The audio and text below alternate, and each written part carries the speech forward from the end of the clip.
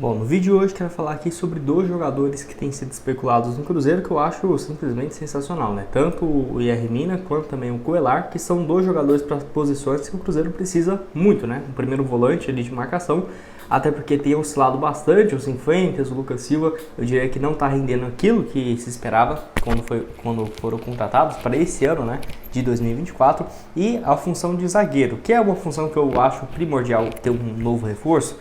Para ser titular, eu gosto muito do Zé Ivaldo e do João Marcelo. O problema está em reserva. Quem que é o reserva imediato pelo lado direito? O Neres e o Palácio. Então, acho que se trazer o Mina, naturalmente ele seria o titular. E aí, então, teria ou o Zé Ivaldo ou o João Marcelo no banco. Mas lembrando, né, uma temporada grande assim é bem normal ter essas variações. Alguns momentos, alguns como titular, vamos colocar, né? O Zé Ivaldo e o João Marcelo, e outros o Mina e o João Marcelo, por exemplo, eu acho que agregaria bastante. Como que está a situação contratual de cada um desses jogadores, se poderia ou não ser interessante para o Cruzeiro, e conversas até o momento, vou comentar aqui com vocês. Só antes de começarmos, aproveite aqui para deixar seu like, se inscrever no nosso canal. Me chamo Gustavo, esse aqui é o canal Cruzeiro News, estamos bem perto dessa marca aqui no YouTube. Nosso próximo objetivo é de 43 mil inscritos, falta um pouco menos de 120, 130 inscritos aqui no canal. Então se você está assistindo e não se inscreveu, se inscreve aqui embaixo, que nos ajuda bastante. Tem também um salve aqui, ó. Primeiro é para o Humberto de Souza, ele que é de Belo Horizonte. E se você quer aparecer aqui no próximo vídeo, deixa aqui o seu nome, a sua cidade, que eu mando um abraço para você. Então bora aqui pro conteúdo. Bom, então vou deixar essa informação aqui, ó. No caso, o Cruzeiro tem interesse em Yerry Mina e Coelar, né? Então, na informação da Rádio Itatiaia e também confirmada pelo Samuel Venâncio, aqui ó, o zagueiro de 29 anos tem contrato com o Cagliari da Itália até junho desse ano e depois vai ficar livre no mercado.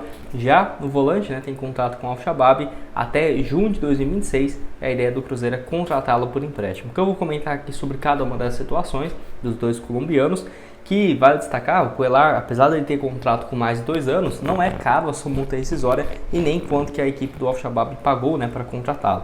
Lembrando que os dois são bem jovens, parecem ter mais de 35, mais de 32, 33 anos. Não é bem assim, o Coelar tem 31 e o Mina tem 29, né? São bem novos ainda, acho que tem muito a render. Então aqui, ó, nessa temporada pelo Al-Shabaab, 33 partidas, um gol marcado, jogou como titular nos últimos 3 anos e meio lá no Al-Hilal, até ter essa enxurrada de contratações, e acabou que, apesar dele ser um cara muito bom, muito consistente, tinha outras opções mais caras, né? Como o Savic, por exemplo, o meio-campista lá, servo do Al-Hilal. Aí acaba que, né, fica um outro nível de patamar que os caras contrataram jogadores, e aí então o Gustavo Coelar foi para essa outra equipe do Al-Shabaab por um valor bem baixo, né, gente? Foi um valor próximo ali da casa de 7 milhões e meio de reais, aqui ó, 1 milhão e 300 mil euros, né? Então não foi um valor assim fora da realidade do Cruzeiro.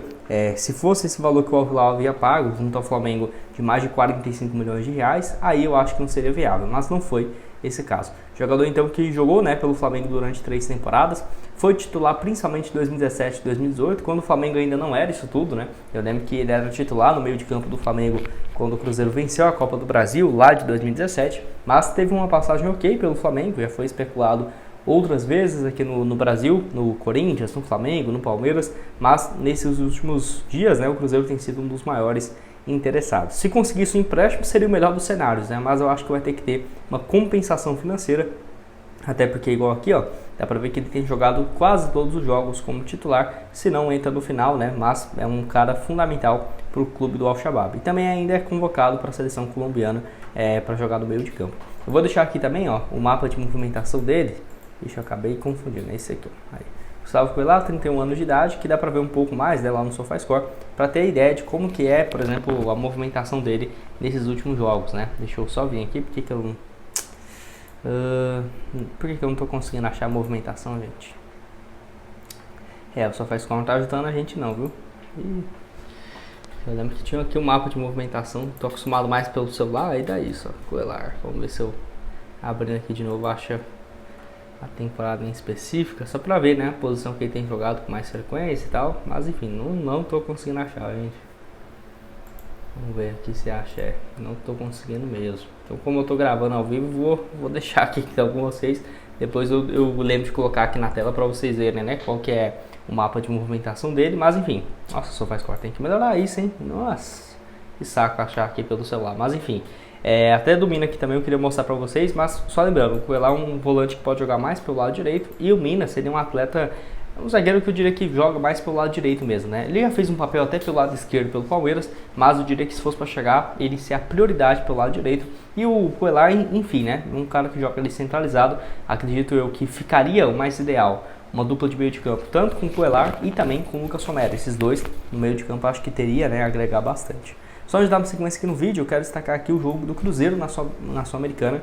E aqui na Betfair tá com ótimas cotações. Eu vou deixar aqui, ó, esse jogo, né, entre Cruzeiro e União La Calera, próximo dia 16. Uma vitória do Cruzeiro pagando aí 1,18 a cada real apostado, que é uma ótima cotação para esse duelo. E até tem a opção, né, para você, por exemplo, apostar que o Cruzeiro vai vencer e que o Cruzeiro, por exemplo, vai marcar mais de...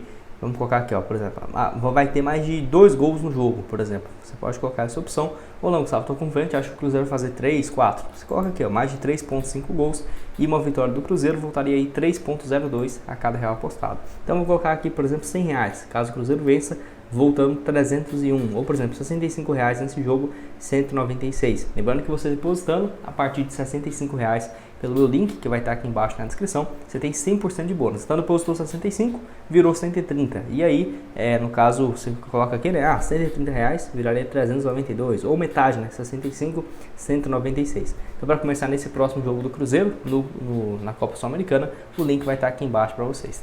E bora agora então falar sobre o Mina, ele que também é mais jovem, né? Até parece ser mais velho, mas não é. 29 anos de idade, que foi pro Cagliari nesse ano. Até começou bem, eu pensei que ele ia jogar com mais frequência. Não foi o que aconteceu. Tudo bem, né? O último jogo dele, que é o dia 11, agora de maio, no último final de semana. Derrota por 5-1 pro Milan.